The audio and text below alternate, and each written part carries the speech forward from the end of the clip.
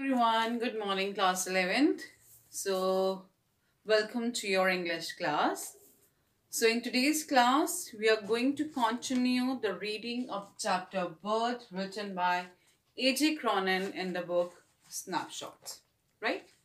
So, in this chapter, we are talking about that how Andrew Manson, who is a doctor, helping out Morgan's family who were expecting their first child after the marriage of 20 years, right? So Suzanne Morgan, wife of Mr. Joe Morgan, she required the medical aid, and this Dr. Andrew Manson, who had a very hectic, troublemaking evening with his girlfriend Christine, he went there at their place and was there to help Mrs. Morgan for delivering a child. There we had Mrs. Morgan's mother, midwife, and there was still time to give the medical aid to Mrs. Morgan, that is Suzanne Morgan. Now it was a time to deliver a child, and when he delivered, the child was born, but it was lifeless. So he was in dilemma. He was in a shiver of horror that whether he should give his efforts for saving that lifeless child, because sometimes maybe the child responds little late. We need to do some efforts. And on the other hand, Susan Morgan, her pulse rate was dripping down.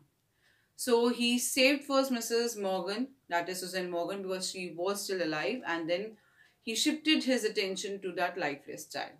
So the last we discussed about the description of that lifeless child, how his head was rolled on, how he was white in color. So it's about that. We are on page number 68, so we are reading from here, and let's try to understand. Still kneeling, so because when he picked up that child who was on saw the newspaper description of that child, still kneeling, Andrew stared at the child with haggard frown. So he stared at the child. The whiteness meant only one thing, asphyxia, pelagia, and his mind unnaturally tense. Ragged back to a certain case he once had seen in the cemetery, the treatment that had been used, instantly he was on his feet. So when he looked at that lifeless child, he seen while looking at that it was whiteness was there, it might be some suffocation, something was there, and immediately he thought something about a case which he heard in Samaritan, and then immediately he tried to adopt with some other method to save that child. So he gave the order to midwife, get the hot water and cold water.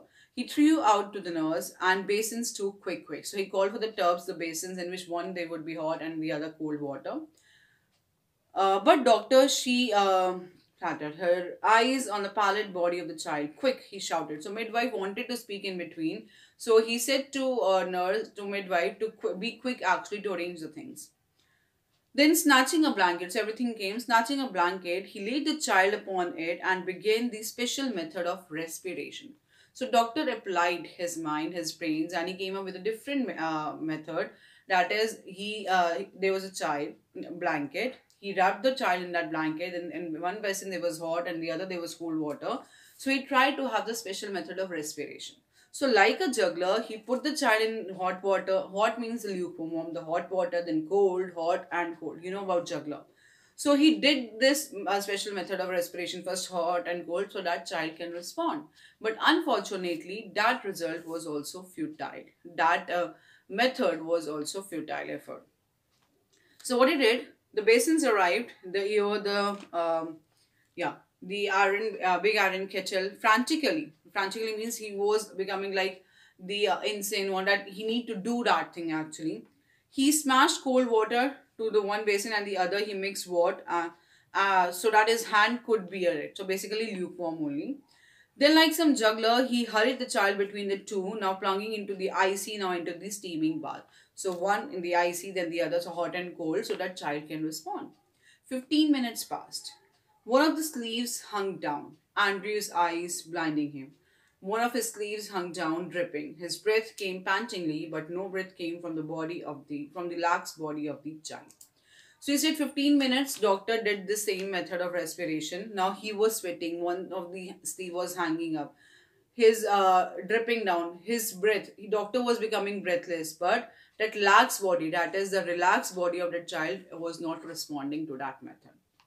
A desperate sense of defeat pressed on him, a raging hopelessness.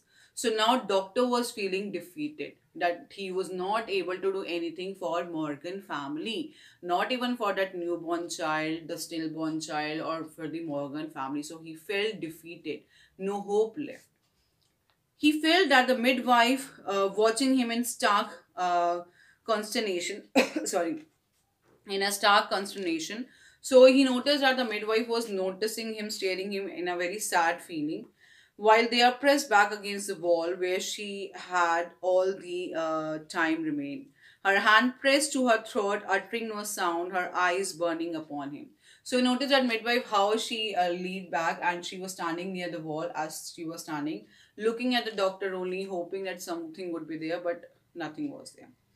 She was not able to even speak. Now, old lady woman. There was an old lady woman, that is Mrs. Morgan's mother. She was also staring at the doctor because they all were hoping something good from the doctor. And it's very obvious. Everyone thinks in this man. He remembered her longing for a grandchild because now doctor remembered that how that badly Mrs. Morgan mother wanted that grandchild. So great as had been her daughter's longing for this child. So he remembered that how Mrs. Morgan mother required grandchild, how Miss Susan Morgan wanted a child because after 20 years of marriage they were expecting the child. So what happened then? All dashed away now, futile beyond remedy. So everything was futile. The floor was now a dragged mess, stumbling over a soaping towel, and almost dropped the child. So everything, the room, the floor, everything was looking like the messed one, which was now wet and slippery in his hands, like a strange white fish.